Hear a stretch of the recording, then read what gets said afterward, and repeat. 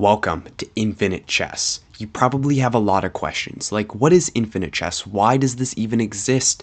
What are strategies for this? And also, can AI design pieces for this? And the answer to the last question is obviously yes, but it's also a little bit disturbing because the pieces AI makes are a little bit on the evil side. So we're going to ignore that for now and just go back to the what. What is infinite chess? Well, infinite chess is essentially the idea of chess, but instead of just having 64 squares, what if we had an infinite amount of squares? An infinite amount of squares. Watch, we're going to go very far into the distance.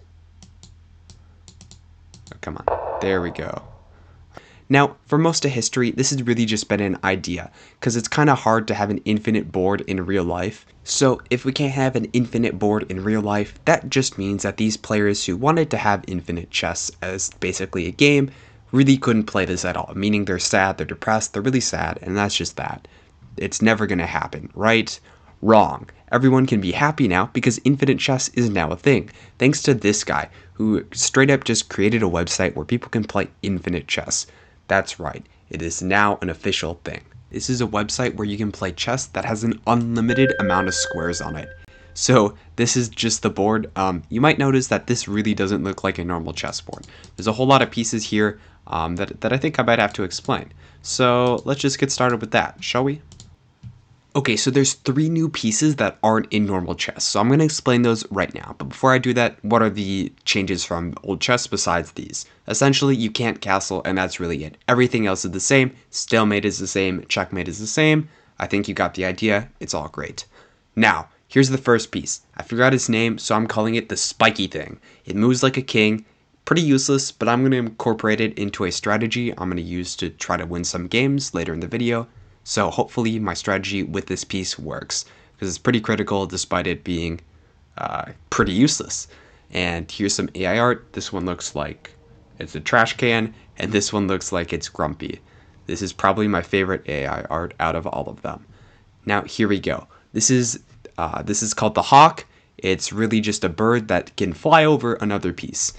So it's sort of like the knight in the sense that, again, it can jump over a different piece or fly over another piece. And it's obviously the best designed piece as well. And it can really just jump over. That's pretty much its gimmick. It can only move 2 squares though. So it jumps over and it can move 1 or 2 squares diagonally or like a rook, up, down, left, right. That sort of thing.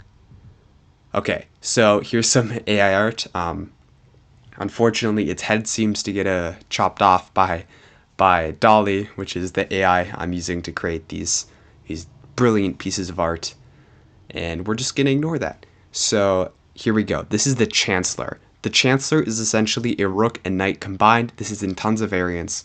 It's just like the queen, as in it's a rook and a minor piece combined.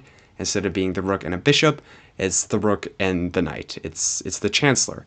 And it's pretty overpowered. The reason being that this game tends to have a lot of draws if there aren't overpowered pieces, simply because the king can just run away to an infinite amount of squares. So having these sort of overpowered pieces on both sides makes the game end in wins more often than, draws. So yeah, this thing is kind of an abomination, but it's fine. And this again is a very interesting piece of art. It looks like it's in pain, so we'll leave it alone. And we've covered the what. What is infinite chess? I think you probably understand the basics of the rules so far. It's not super complicated, so I hope you understand. The why.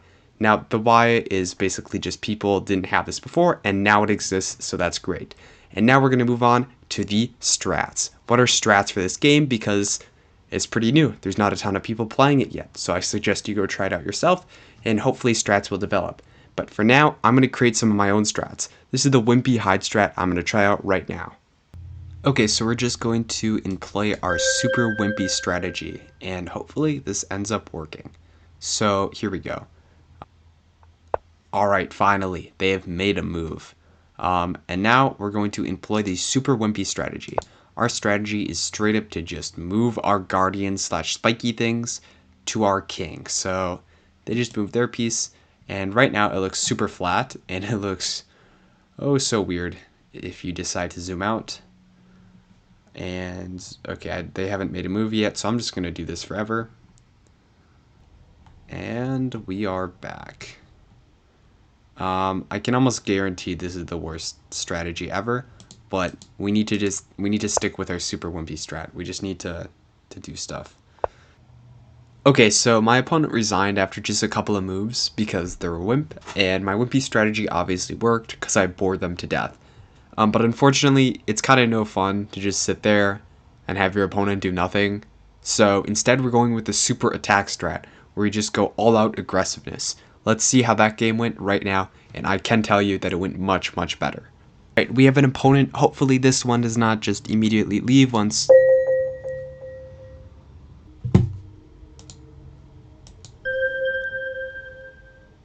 Alright, so we have an opponent here, and we're going to just try the super aggressive strategy here.